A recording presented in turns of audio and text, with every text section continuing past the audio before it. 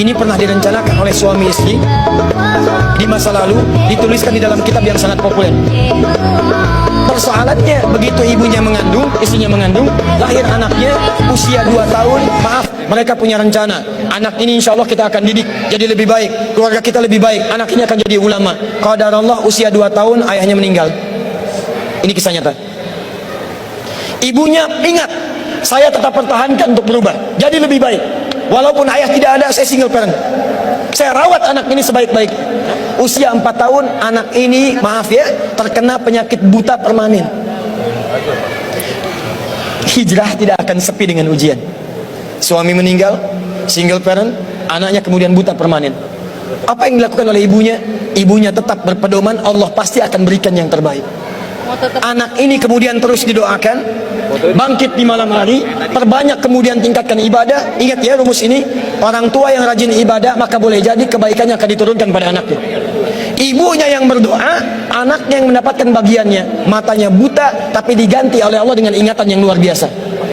Kalau Anda bacakan satu kalimat, satu baris ini, satu lembar buku dibacakan oleh Anda satu halaman, maka seketika dia akan ingat seketika tanpa diulang, dengan titik, dengan komanya.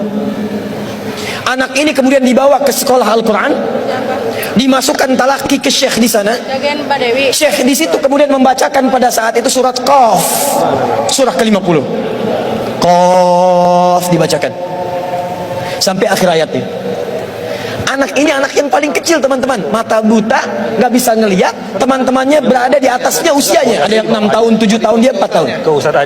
Begitu selesai membacakan, kata syekhnya, lihat kalimatnya, man hafidha ala zahri qalbi, siapa yang hafal apa yang tadi saya bacakan, hafalan di dalam kepalanya, bukan di luar kepala. Hafal di luar kepala masih belum hafal. Kata syekhnya, hafal di dalam kepalanya. Tiba-tiba saat semuanya diam menyimpan tangannya begini, anak yang buta tadi mengangkat tangannya mengatakan, hafidhu ala zahri qalbi, saya sudah hafal. Syekhnya penasaran, kata syekhnya, bagaimana? Diambil anaknya ke depan, diminta baca. Masya Allah, bacaannya bukan hanya hafal, makhrajnya, sifat hurufnya, tajwidnya, semua mirip dengan syekhnya.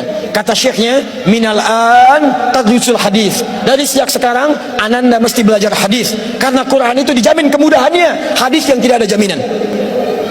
Anak ini secara singkat, tinggal 1 menit pulang ke rumahnya, diantar oleh asisten rumah tangga ibu tadi.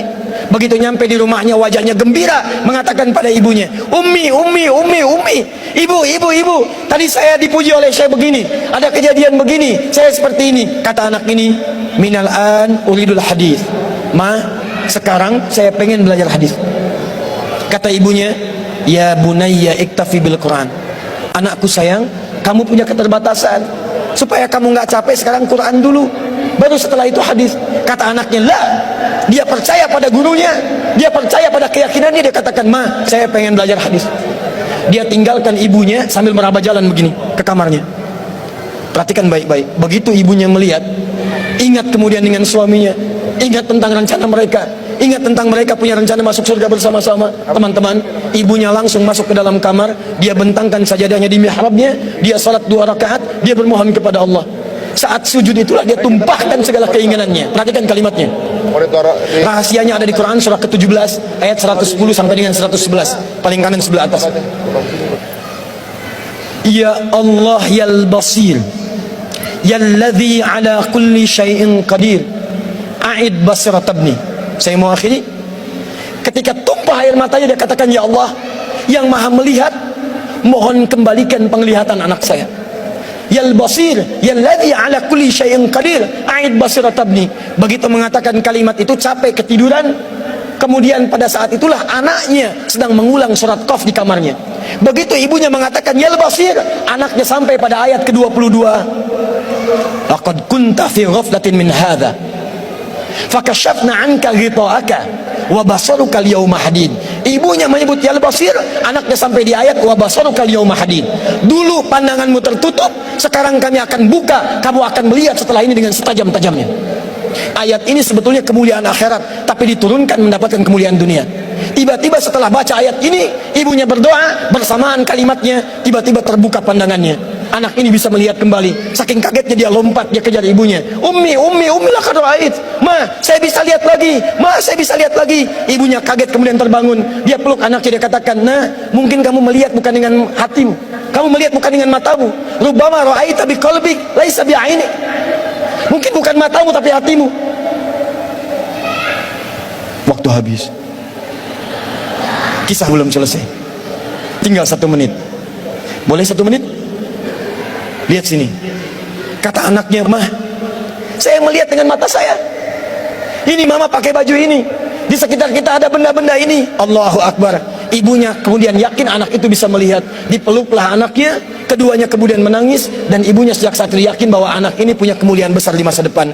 Maka disekolahkanlah kemudian tempat-tempat terbaik. Belajar hadis terbaik. Diingat segalanya. Cepat luar biasa. Anak ini kemudian dikenal dengan luar biasa di masa depan. Nama anak ini adalah Muhammad. Bapaknya yang meninggal namanya Ismail. Kakeknya namanya Ibrahim. Kakek buyutnya Al-Mughirah, eyang buyutnya Al-Bardizbah. Tinggal di kecamatan Ju'fah, di Kabupaten Bukhara, Provinsi Khorasan, negara Uzbekistan sekarang. Kelak di kemudian hari, dia dikenal dengan nama daerahnya Bukhara, dengan Al-Bukhari. Itulah kisah Imam Al-Bukhari.